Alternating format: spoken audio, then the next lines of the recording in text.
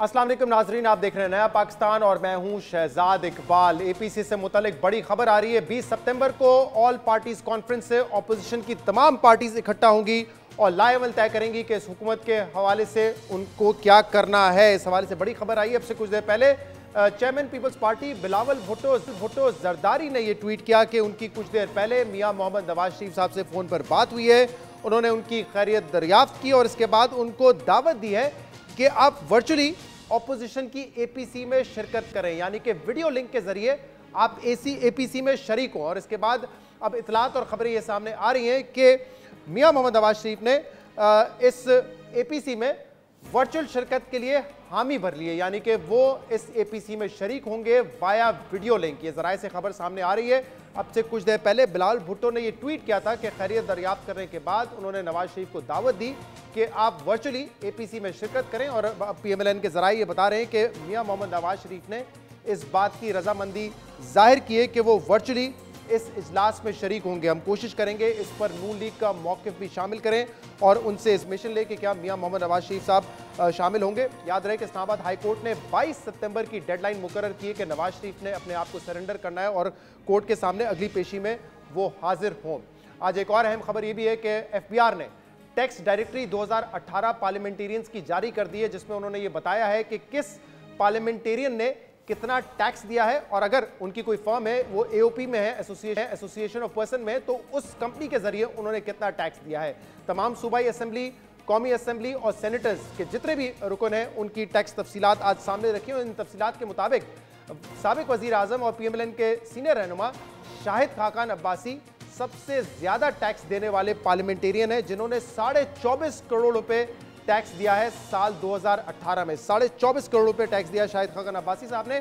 जो सबसे ज्यादा टैक्स देने वाले सेनेटर हैं वो हुकूमत के काबीना के मेंबर लॉ मिनिस्टर फरोग नसीम हैं, जिन्होंने 3.5 करोड़ रुपए टैक्स दिया है। जहां पर फहरिस्त में ऐसे लोग मौजूद हैं जिन्होंने करोड़ों रुपए में अपना टैक्स दिया है, वहीं हमें ऐसे अरकान असेंबली भी नजर आते हैं जिन्होंने चंद 100 रुपए टैक्स दिए हैं, जिसमें मेजर ताहिर सादिक एक बड़ा नाम है, अटक से इलेक्शन लड़ते हैं, 2 इलेक्शन जीते थे, 1 सीट उन्होंने छोड़ी थी। उन्होंने सिर्फ 214 रुपए साल 2018 में टैक्स दिए हैं। और इस टैक्स डायरेक्टरी के मुताबिक 42 ऐसे कौमी असेंबली के मेंबर हैं जिन्होंने कोई टैक्स नहीं दिया, 1 रुपया भी टैक्स नहीं दिया। 42 मेंबर्स ऐसे हैं और 3 सेनेटर्स ऐसे हैं जिन्होंने 1 रुपया भी टैक्स नहीं दिया, सिर्फ टैक्स अदा किया है उन्होंने 2018 में। जिसके बाद सवाल ही जन्म लेता है कि ये एमएनएस करोड़ों रुपए खर्च करते हैं, करोड़ों रुपए खर्च करने के बाद ये मुंतखब होते हैं, तो ये कैसे मुमकिन है कि इन्होंने कोई टैक्स नहीं दिया? क्या इनकी कोई आमदनी नहीं थी?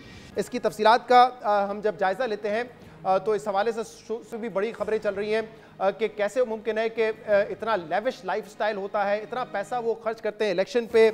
उनके असासों की जब तफसीलात देखी जाती है तो वो करोड़ों में है, लेकिन इन पार्लियामेंटेरियंस ने कोई ज़्यादा टैक्स नहीं दिया। कुछ पार्लियामेंटेरियंस ने चंद 100 रुपए दिए, कुछ ने बिल्कुल नहीं दिए और कुछ ने 1 या 2 लाख रुपए दिए हैं। तो ये कैसे मुमकिन है कि वो इस लाइफस्टाइल को मेंटेन कर सकते हैं इतना कम टैक्स देने के बावजूद? तो हम एक नज़र डालते हैं कुछ अहम रहनुमाओं पर कि उन्होंने कितना टैक्स अदा किया था साल 2018 में। सबसे पहला नाम वज़ीर आज़म इमरान खान का है। वज़ीर आज़म इमरान खान जो पहले तनकीद करते रहे ऑपोजिशन पे कि वो टैक्स नहीं देते, 2018 के डायरेक्टरी के मुताबिक वज़ीर आज़म इमरान खान ने 2,82,000 रुपए का टैक्स दिया है।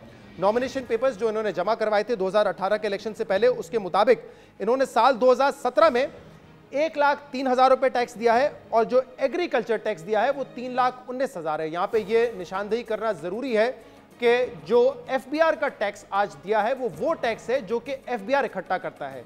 इसके अलावा इन पार्लियामेंटेरियंस ने जो एग्रीकल्चर टैक्स दिया है उसका कॉलम अलग होता है, इनके नॉमिनेशन पेपर में भी अलग होता है और वो इस एफबीआर तफसीलात में शामिल नहीं है। हमने आपको मिसाल दी, वज़ीर आज़म इमरान खान ने 1,03,000 टैक्स दिया था 2017 में, लेकिन उनका जो एग्रीकल्चर टैक्स था जो कि इस एफबीआर डायरेक्टरी का हिस्सा नहीं है वो 3,19,000 है। तो यानी कि कुल मिलाकर 2017 में वज़ीर आज़म इमरान खान ने 4,20,000 का टैक्स दिया था।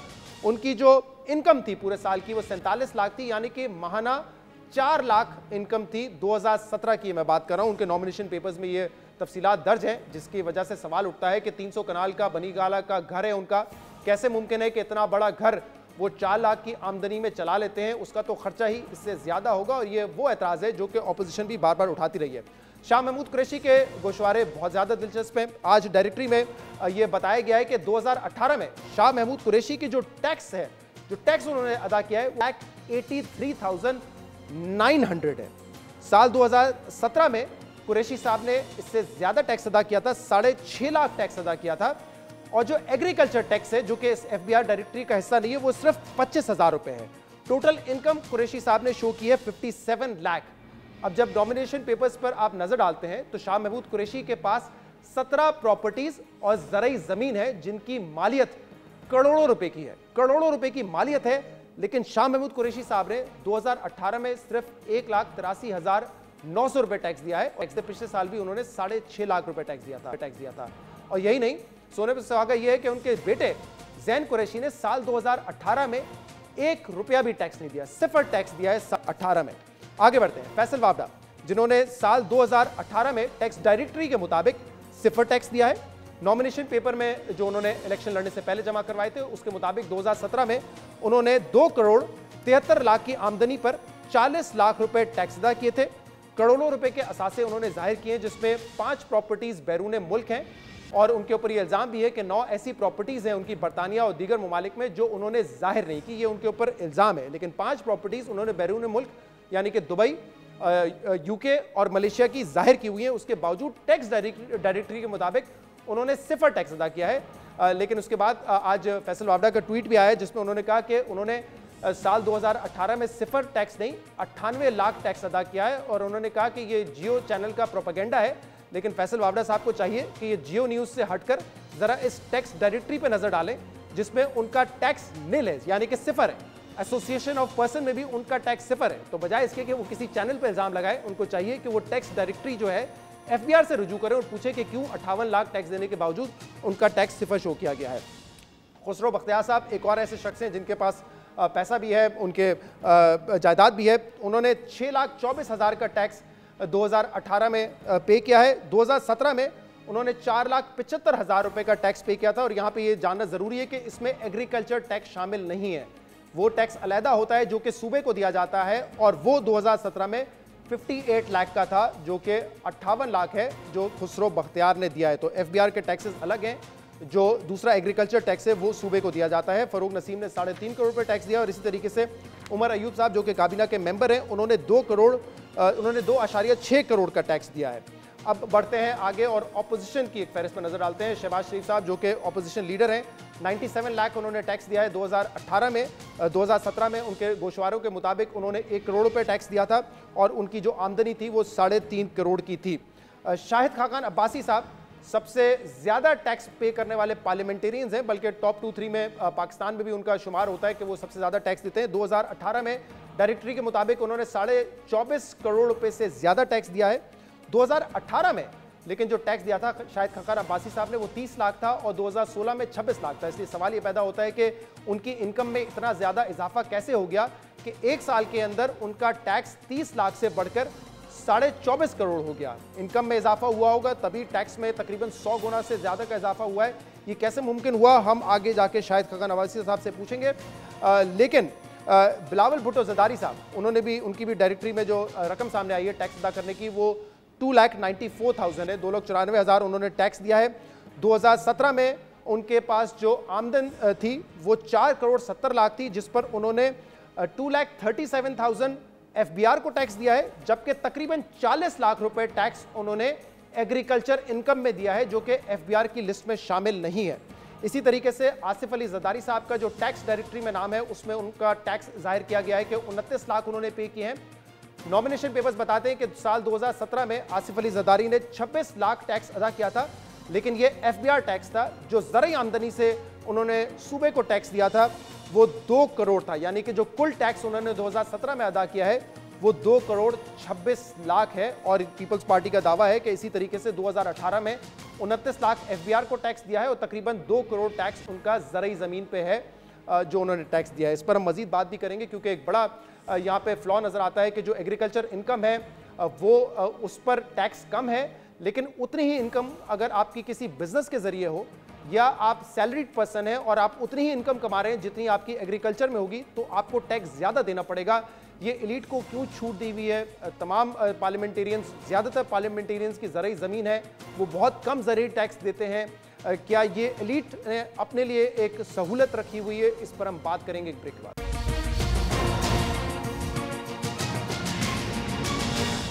नाजरीन, हमने आपको बताया कि एफबीआर ने साल 2018 की टैक्स डायरेक्टरी पार्लियामेंटेरियंस की जारी की है। उसमें जो बड़े नाम थे उसके हवाले से हमने आपको बताया। शाहिद खाकान अब्बासी साहब, साबिक वजीर आजम पाकिस्तान और नून लीग के सीनियर रहनुमा, इस वक्त हमारे साथ मौजूद हैं। इस हवाले से उनसे भी बात करेंगे। शाहिद खाकान अब्बासी साहब, बहुत बहुत शुक्रिया, आपने हमें ज्वाइन किया। आप न सिर्फ सबसे ज़्यादा टैक्स देने वाले पार्लियामेंटेरियन हैं, बल्कि पाकिस्तान के one of the highest tax payer हैं। साल 2018 में आपने 24 करोड़ रुपए से ज़्यादा का टैक्स अदा किया है। लेकिन जब मैं आपके नॉमिनेशन पेपर देख रहा था जो आपने इलेक्शन लड़ने से पहले जमा करवाए थे, उसमें साल 2017 में आपने 30 लाख टैक्स अदा किया था। आपकी आमदनी 1 करोड़ 20 लाख थी। तो बताएंगे कि इतना बड़ा जंप आपकी आमदनी में और टैक्स में कैसे आया कि 1 करोड़ 20 लाख इनकम पे आप 30 लाख टैक्स देते थे और फिर 2018 में आपने 24 करोड़ से ज्यादा टैक्स दिया है? जितनी इनकम होती है उतना टैक्स दिया जाता है। और मैं आज का टैक्स पेयर नहीं, 1983 से टैक्स पे कर रहा हूँ जी। और इस साल मुझे कुछ रकम ड्यू थी जो एयरलाइन है एयर ब्लू उसकी तरफ से, जो वो कई सालों से पे नहीं कर सके थे। इस साल उनके प्रॉफिट्स थे, उन्होंने पे किया और मैंने उसमें सारा टैक्स अदा कर दिया। तो ये वजह है कि एक एक्स्ट्रा ऑर्डिनरी जंप आपके इनकम और आपके जो टैक्स पेड है 2017 और 18 में वो नजर आ रहा है। इसमें जितना इनकम होती है उतना ही टैक्स पे किया जाता है। ऑब्वियसली तो ये किसी पर एहसान नहीं है, टैक्स देना किसी पर एहसान नहीं है। ये मेरी जिम्मेदारी है एक पाकिस्तानी शहरी के हवाले से, और ये कानून है। तो मेरी सिर्फ गुजारिश ये है कि मेंबर्स ऑफ पार्लियामेंट को टैक्स देना चाहिए जो उनके लाइफस्टाइल को जस्टिफाई कर सके। मेरा जो मैं टैक्स देता रहा हूँ 1983 से, वो अल्हम्दुलिल्लाह मेरे जो लाइफस्टाइल है उसको जस्टिफाई करता है। शुक्रिया। शाहिद खाकान अब्बासी हमारे साथ मौजूद है, बता रहे थे कि उनकी कुछ इनकम आई थी जिसकी वजह से उन्होंने ज़्यादा टैक्स अदा किया, ज़्यादा इनकम थी 2018 में।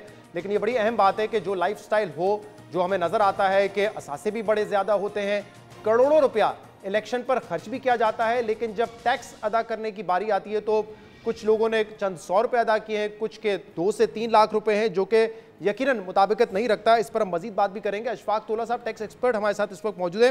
अशफाक साहब, ये टैक्स डायरेक्टरी आपने भी देखी होगी। अब इसमें बहुत सारे केसेस हमारे सामने ऐसे हैं जिसमें वजीर आज़म इमरान खान का भी केस है कि अगर उनका एग्रीकल्चर टैक्स और एफबीआर को जो टैक्स अदा किया है वो भी मिला लें तो वो 4 लाख रुपए के आसपास बनता है। लेकिन 300 कनाल के घर में रहते हैं, जाहिर सी बात है इतने बड़े घर को मेंटेन करने के लिए एक एक्सपेंडिचर होगा, एक खर्चा होगा। ये कैसे मेंटेन किया जाता है? और इसी तरह दूसरे पार्लियामेंटेरियंस भी, जायदाद बहुत ज्यादा है लेकिन इनकम टैक्स हार्डली जो है चंद 100 या चंद हजार रुपए में है। बिस्मिल्लाहिर्रहमानिर्रहीम। शहजाद, देखिए, 2 चीजें आपने बात की और आपने सही निशानदेही की है इन चीजों की। सबसे पहले तो आप ये देख लें कि कुछ आपको इनहेरिटेंस में आती हैं ज़मीनें, जैसे विरासत में आपको नाना से, दादा से मिली, अब्बू से, अम्मी से मिली, तो वो एसेट्स आती हैं। और कुछ एसेट्स ऐसी होती हैं जो टैक्स के हवाले से आप कहेंगे तो ज़राअत पे मबनी आपकी आमदन होती है, जिसका सूबाई ज़मरे में टैक्स आता है। यानी कि फ़र्ज़ करें अगर मेरी सिंध में ज़मीन है और मैं अगर वहाँ पर कोई फसल उगाता हूँ या कोई मेरा गार्डन है, अगर वहाँ से मुझे कोई इनकम हुई है तो उसकी इनकम का जो टैक्स होता है वो मैं सिंध गवर्नमेंट को देता हूँ।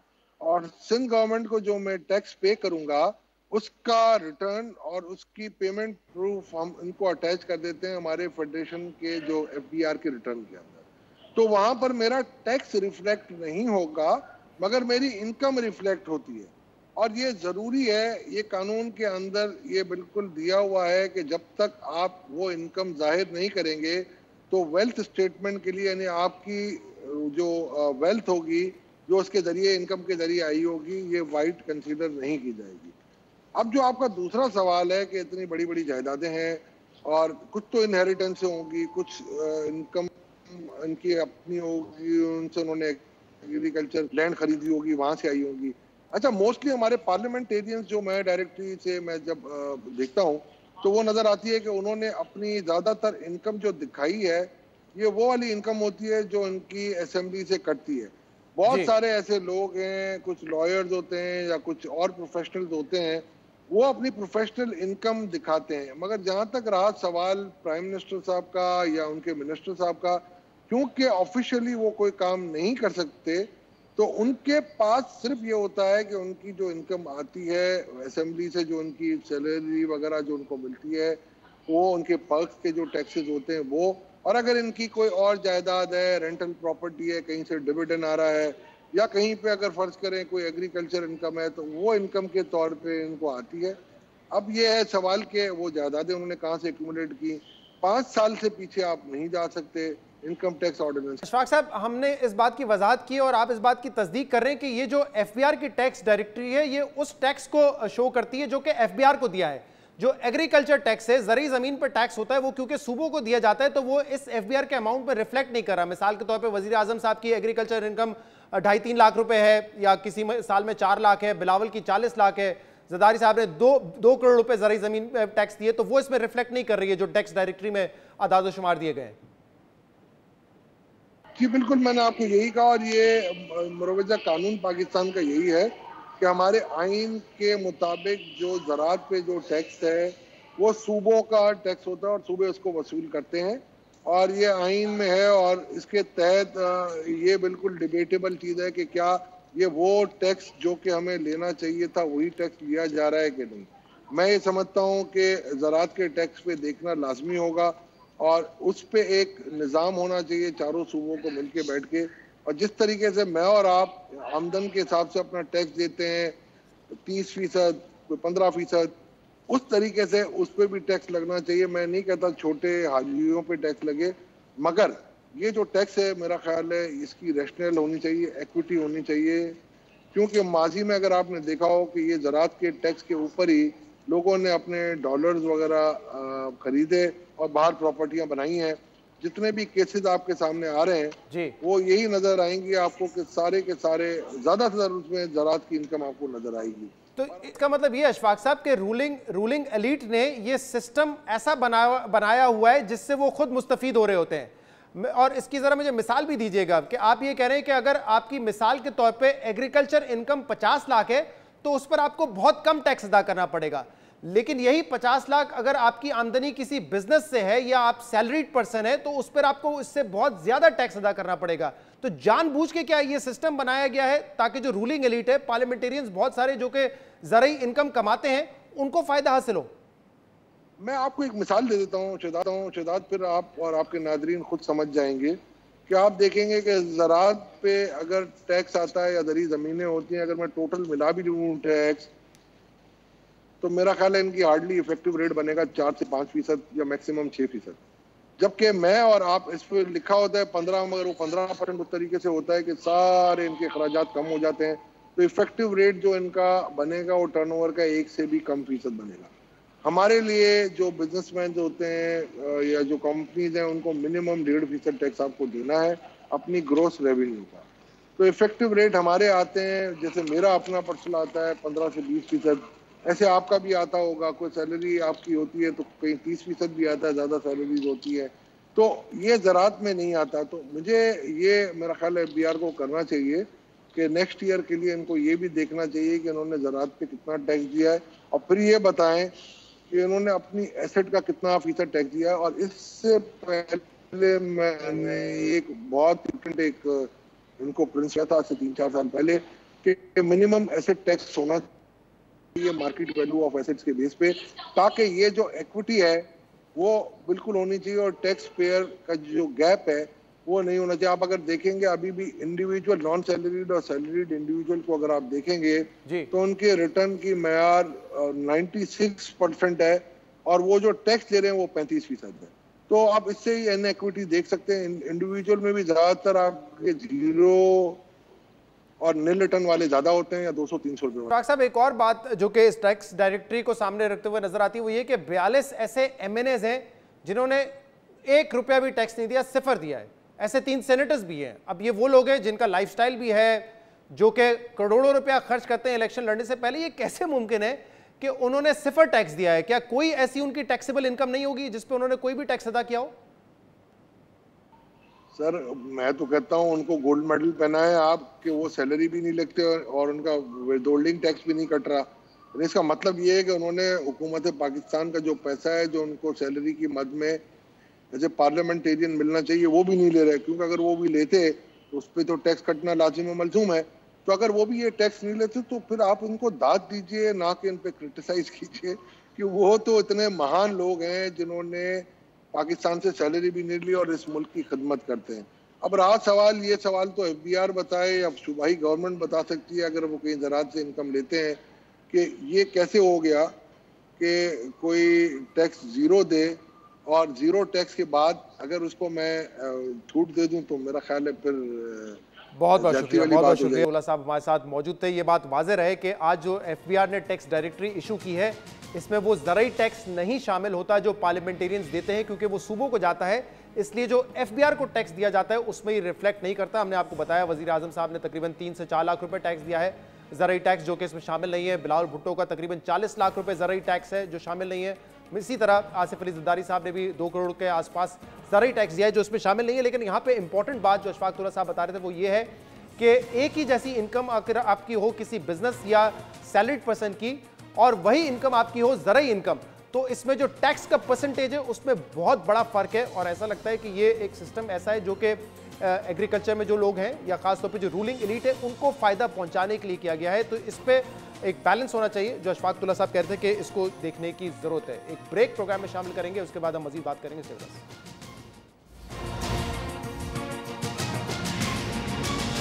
सिंध हुकूमत ने यह फैसला कर लिया है कि जो 9वीं 10वीं या जो कॉलेज के तालिब इल्म हैं वो तो स्कूल जा रहे हैं, उनके लिए स्कूल शुरू हो चुका है, कॉलेज शुरू हो चुका है, लेकिन 6ठी 7वीं और 8वीं जमात के जो स्टूडेंट्स हैं जिन्होंने 21 सितंबर से स्कूल जाना था, उनके स्कूल खुलने थे, वो अब फिलहाल नहीं होंगे, उसको मौखर कर दिया गया है। इसकी वजह हम जानेंगे कि क्या वजह है।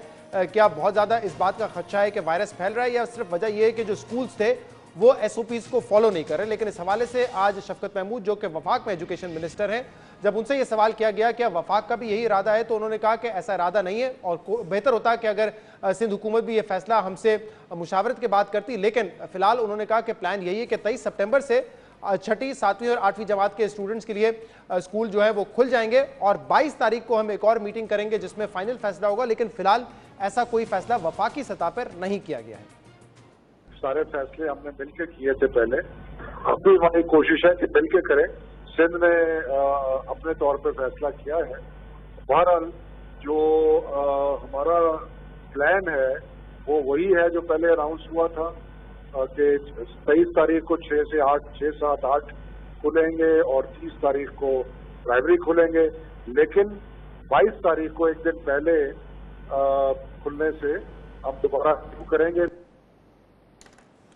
शफकत महमूद साहब कह रहे थे कि बेहतर होता कि सिंध हुकूमत हमसे मुशावरत के बाद ये फैसला करती। सिंध में 6ठी 7वीं और 8वीं जो जमात के तालिब इल्म हैं उनके लिए स्कूल 21 सितंबर से खुलने थे, वफाक में 23 सितंबर से खुलने थे। वफाक कह रहा है कि अभी भी हमारा वही प्लान है और कोई भी इस तरह की इत्तला खैबर पख्तूनख्वा, पंजाब या बलूचिस्तान से भी नहीं आई है कि वहाँ पर जो डेट है उसमें कोई ताख़ीर की गई हो। सईद गनी साहब एजुकेशन मिनिस्टर सिंध इस वक्त हमारे साथ मौजूद हैं।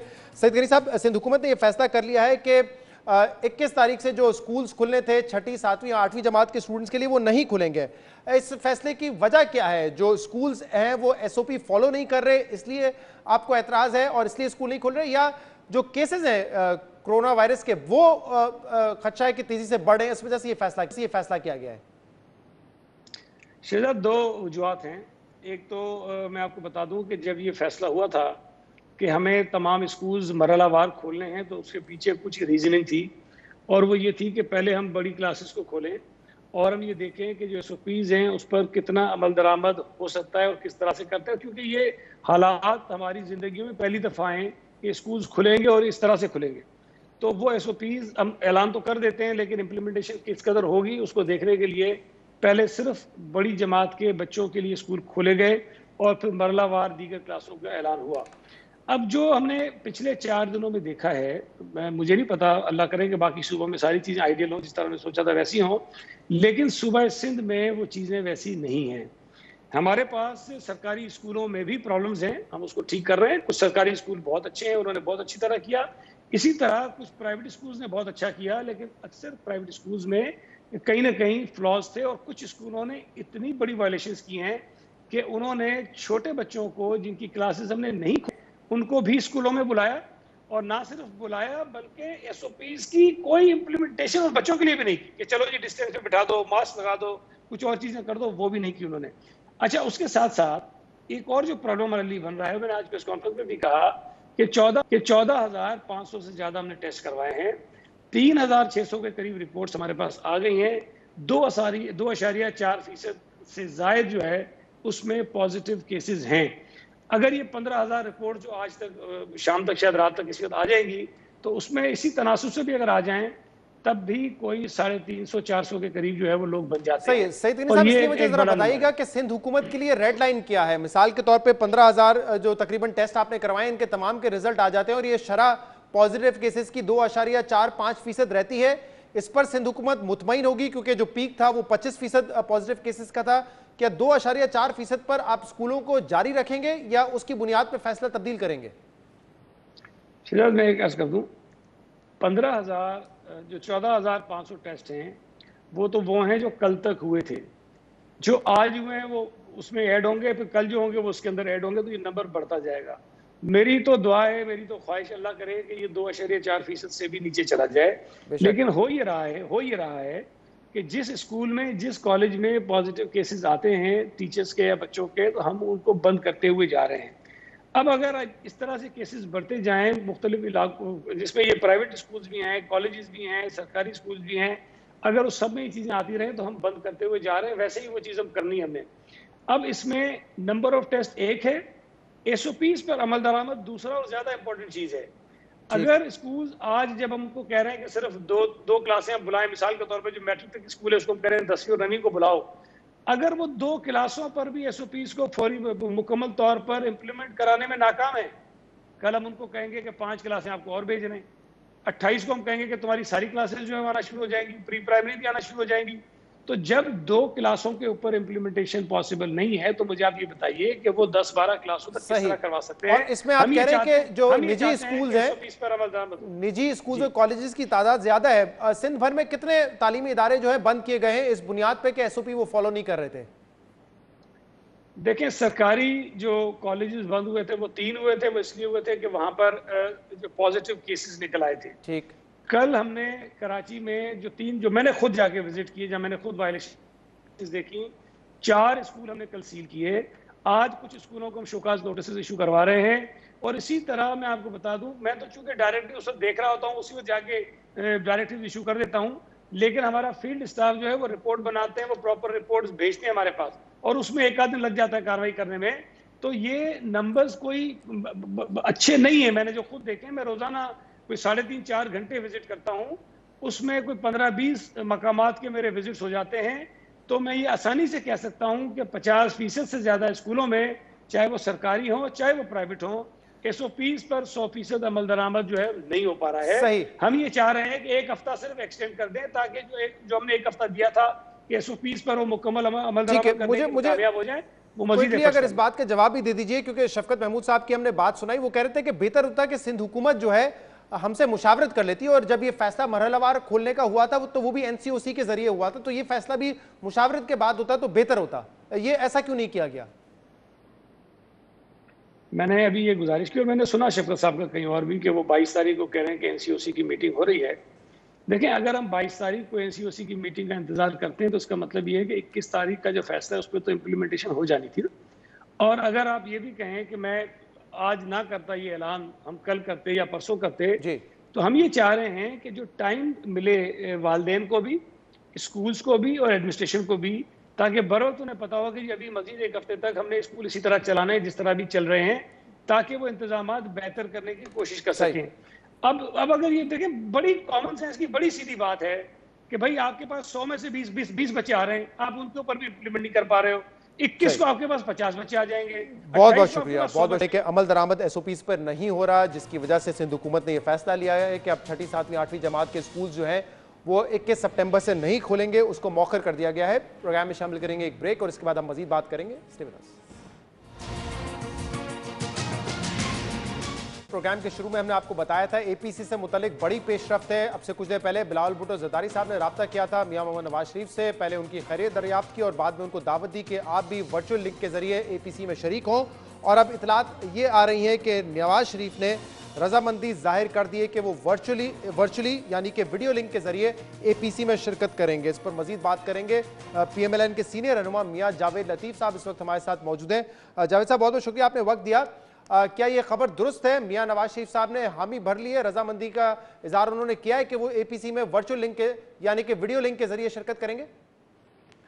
हाँ, ये सुनने में भी आ रहा है और मैं शहजाद इकबाल बड़ा क्लियर हूँ। मैं जिस नवाज शरीफ को जानता हूँ 30-35 साल से, जिस शख्स ने अपनी हुकूमत गंवा ली, जिस शख्स ने कैद भुगत ली बेगुनाह होते हुए, जिस शख्स ने अपनी शरीके हयात को बिस्तर मर्ग पर कौम के लिए, इस रियासत के लिए छोड़कर आ गए, बेटी के साथ जेल भुगत ली, तो कैसे मुमकिन था जो लोग ये कहते थे कि महंगाई इतनी है, आज नवाज शरीफ कहाँ है, जो लोग ये कहते थे कि रियासत खतरे में इन्होंने डाल दी है मौजूदा हुकूमत ने, तो नवाज शरीफ कहाँ है, जो ये लोग सवाल उठाते थे कि नवाज शरीफ बीमार नहीं है, नवाज शरीफ दौड़ गए हैं, तो मैं बड़ा उनकी तरफ देख के हंसता था कि इनको अंदाजा ही नहीं है कि जिस नवाज शरीफ ने अपनी हालत, ये आज जो उसकी मौजूदा हालत है जिसको वो पहुंचे हैं,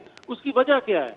उसकी वजह यही थी आइन कानून की बालादस्ती, उसकी यही वजह थी। सही, लेकिन मियां जावेद लतीफ साहब, जब वो इलाज के गर्ज से बरतानिया गए तो उसके बाद सियासी सरगर्मियों में वो बिल्कुल भी एक्टिव नहीं थे, कोई बयान नहीं आया, किसी अहम इशू पर भी बात नहीं की। एक दो दफा ये खबर आई कि उन्होंने फजल रहमान से रब्ता किया है या बिलाल भुट्टो से रब्ता किया है, लेकिन अब ये उनकी पहली आप कह सकते हैं कि एक्टिविटी होगी, सियासी एक्टिविटी लंदन जाने के बाद। तो आप कंफर्म कर रहे हैं या आपने सुना है कि वो शिरकत करेंगे? कोई कंफर्मेशन है पार्टी के लेवल पर इस बात की? मैं शहजाद, मैं जिस नवाज शरीफ को जानता हूँ, मेरा अपना दिल कह रहा है कि जो ज़राए से खबरें चल रही हैं वो दुरुस्त होंगी। वो इस वजह से कि आप नवाज शरीफ को जितना जानते हो, मैं तो बहुत जानता हूँ, मैं समझता हूं कि वो समझते हैं कि ठीक है, क्विकली मेरे पास वक्त खत्म हो जाएगा। जावेद लतीफ साहब, मरियम नवाज साहब शिरकत करेंगी? अब वो मैं शहजाद, ये एपीसी नतीजा खेज भी होगी और इसी साल फाइनल राउंड खेलने की ख्वाहिश है नवाज शरीफ की, और नवाज शरीफ पार्टी मरियम नवाज साहबा मरियम नवाज शरीफ इस सारे, जब नवाज शरीफ होंगे तो मरियम नवाज शरीफ पीछे कैसे रह सकती है? बहुत बहुत शुक्रिया। मियां जावेद लतीफ साहब थे। हम कहते हैं जिन नवाज शरीफ को मैं जानता हूं वो जरूर शिरकत करेंगे, और वो शिरकत करेंगे तो मरियम नवाज साहबा भी शिरकत करेंगी। आज के प्रोग्राम में इतना ही। इसका फीडबैक आप हमें दे सकते हैं हमारे सोशल मीडिया पर। इजाजत दीजिए, अल्लाह हाफिज।